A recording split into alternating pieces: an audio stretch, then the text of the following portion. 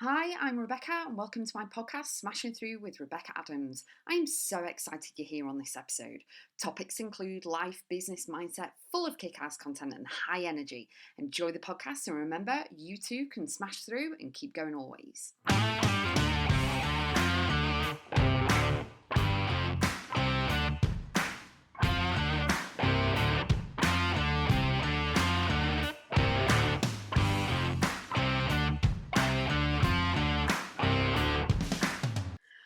My son Dominic is 25 years old today, so I want to share with you a bit about Dominic on this podcast and also wish him a happy birthday. My friend Maria, she's 38 as well today, so happy birthday to her.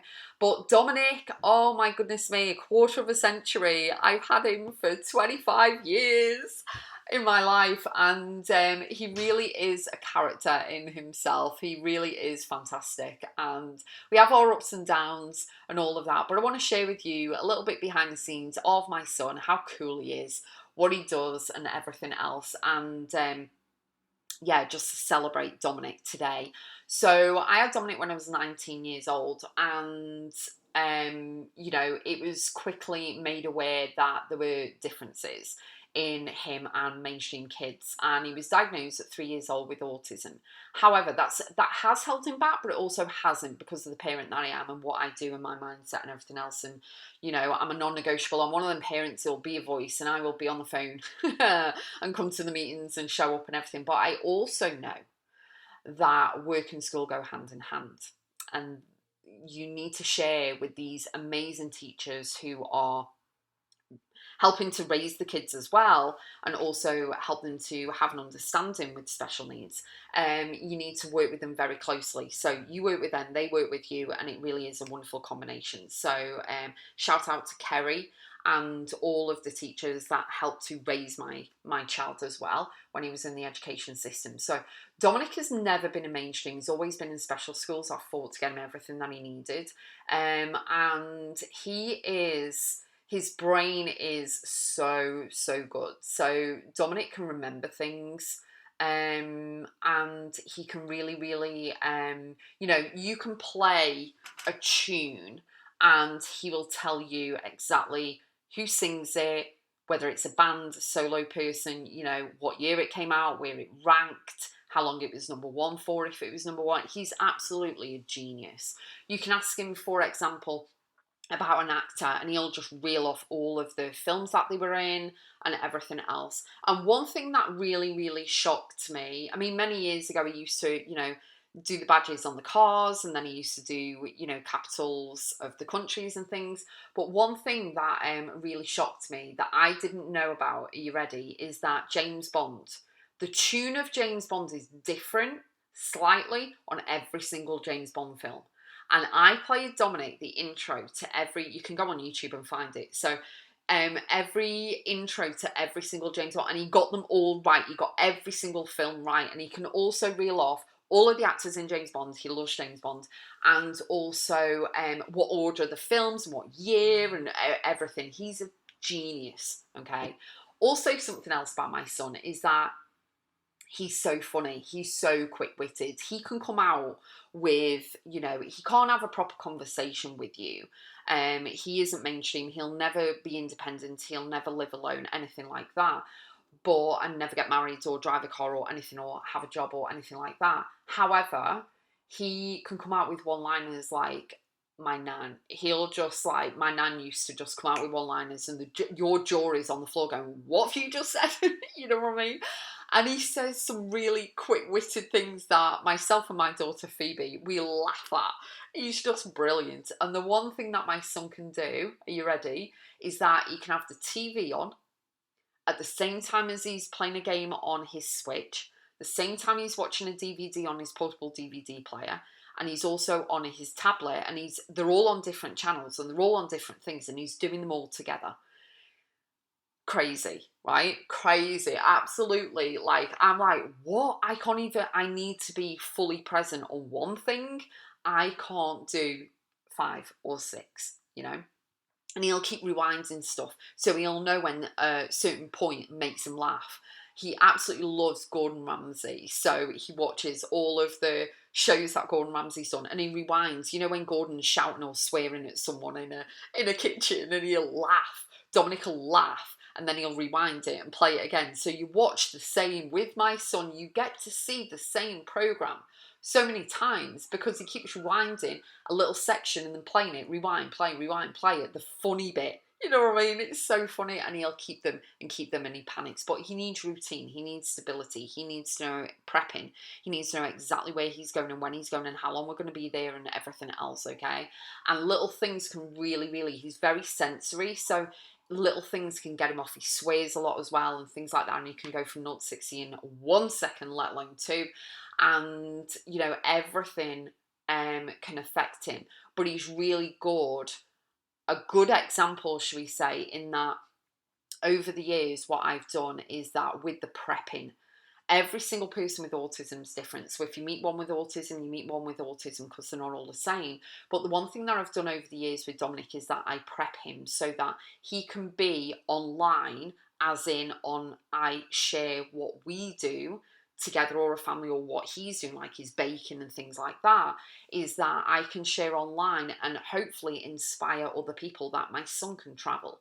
You can travel to New York and San Francisco with someone who's got high functioning autism, as long as you prep them in advance and they know everything, they know exactly where they're staying, they're looking at the hotel photos, they're seeing this, they know when the flights are and all this, that and the other. You can prep them, but you also need to be patient whilst you're away, that you might not be able to do everything that was on the agenda because of their feelings and emotions and where they are, because they're in their own world and they're in their own bubble.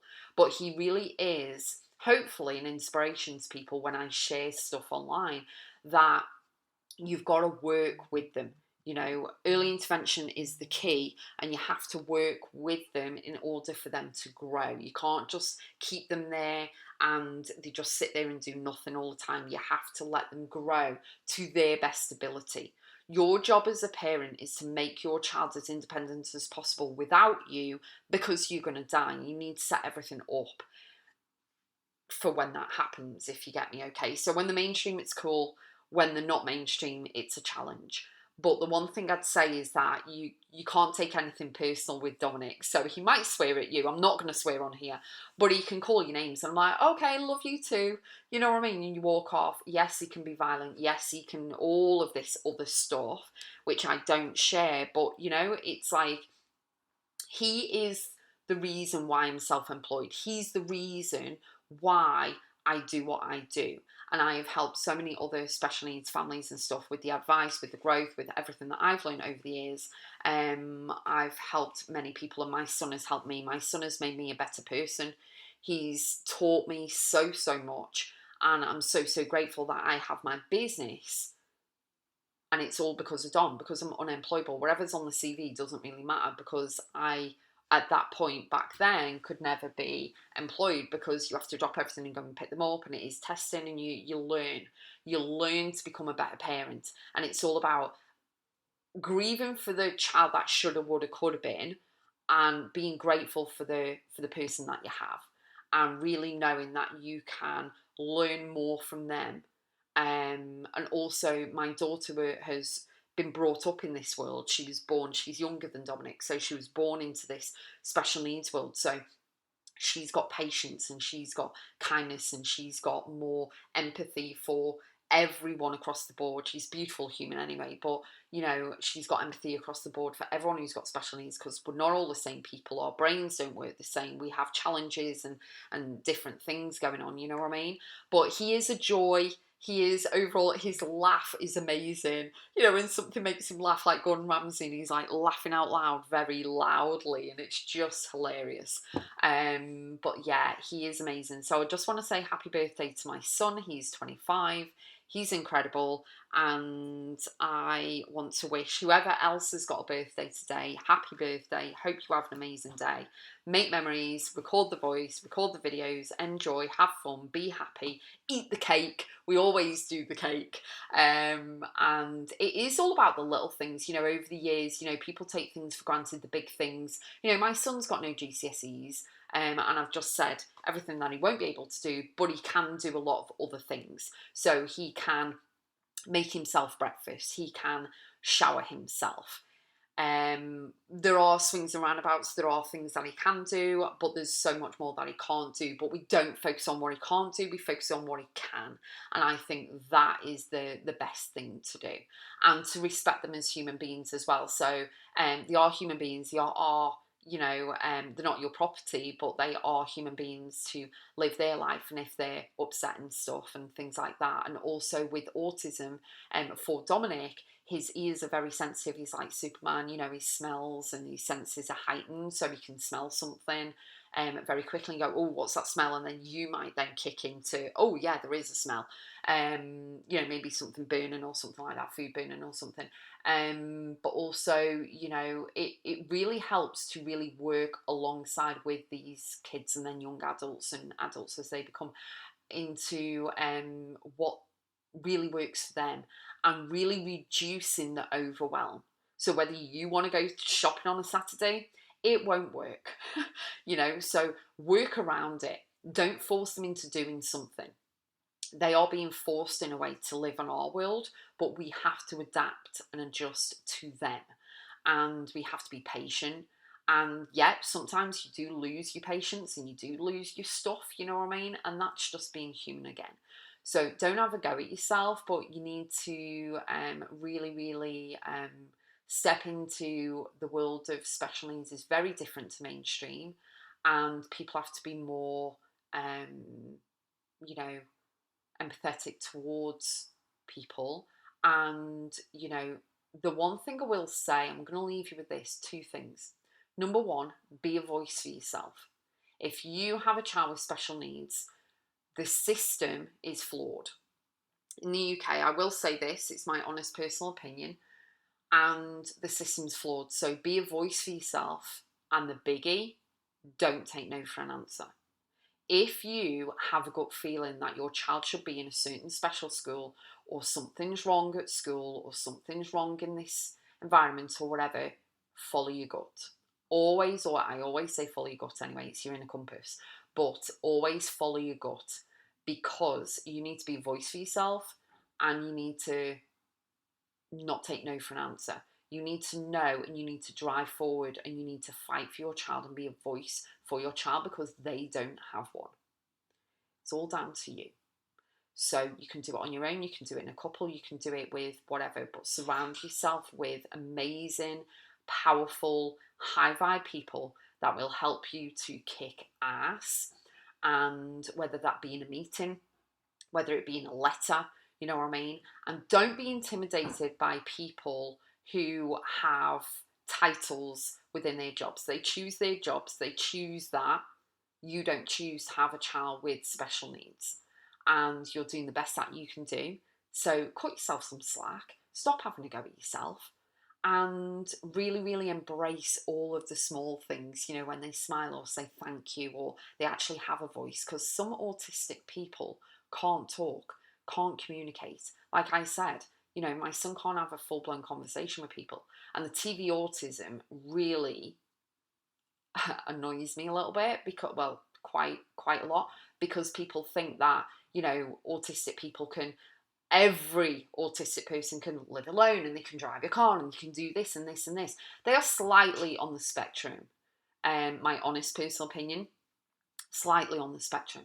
They may be a little bit more on the spectrum. That's okay. They can drive a car, they can get married, they can talk, they can have a YouTube channel, a TikTok channel, they can do this, that, and the other. A lot of people with autism can't do any of that. And I think that is where the flaw is, because in the world, people are shocked. Like, we were out yesterday in a store, my son was jumping and ticking and stimming and jumping up and down and scaring people and frightening people, because they were like, oh, because he's just jumped in front of them and frightened them, and he's doing all his thing with his hands and tiptoes and everything else. And it's like, yeah, this is autism. It isn't autism what you see on the TV constantly.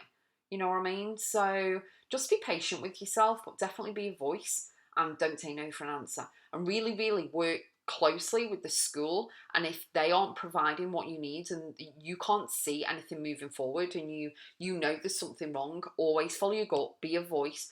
Don't worry about that. You're speaking to the head teacher or whatever.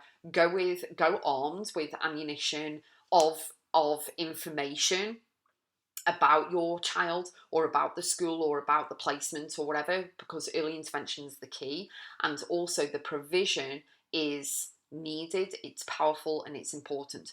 So I have always gone into meetings armed with ammunition, as in paperwork, information, knowledge from National Autistic Society in the UK or something else or whatever, and I have kicked ass in every single meeting. I have won every single thing, and I have kicked ass in every meeting for my son, but also for my friends' kids as well. Because once you know how to interpret stuff or say stuff, it really is fantastic and amazing. So that is behind the scenes of my son, more about my life as a parent with special needs, giving you advice about really stepping up. And I'm going to leave you with this. Apart from being a voice for yourself and don't take no for an answer, one thing I want to leave you with. I'm a prime example is that you can be a single parent with a special needs child and still run a business and be the breadwinner. So I'm encouraging you, go to Rebecca.x. There's a photograph of my son on that website, as well as my daughter. And I always share everything on Instagram as well. So you can go to Rebecca.x. And I want to inspire you to really, if you are feeling as though you are in throes of, you won't achieve anything, you stuck, you in the quicksand, you can't do anything because you've got a kid with special needs or this, that and the other, or it's hard or difficult at the moment, know that if I can do it, so can you. Yes, I'm disciplined. Yes, I'm ex-military. Yes, I was raised in a single parent family. However, I take everything on the chin. I dig my heels in. I keep going always, as my lifetime mantra is. And it really is powerful to know that you can see someone else having achieved what you want or what you desire or whatever, and that anything is possible. You can take your kid abroad, you can do this, you can do that, when you make the decision to, and you say yes to yourself and you move mountains. So that's a little message for you. So happy birthday to my son Dominic. He's 25 today. Thank you for the years. Here's to many more. And for you, I'll see you on the next podcast.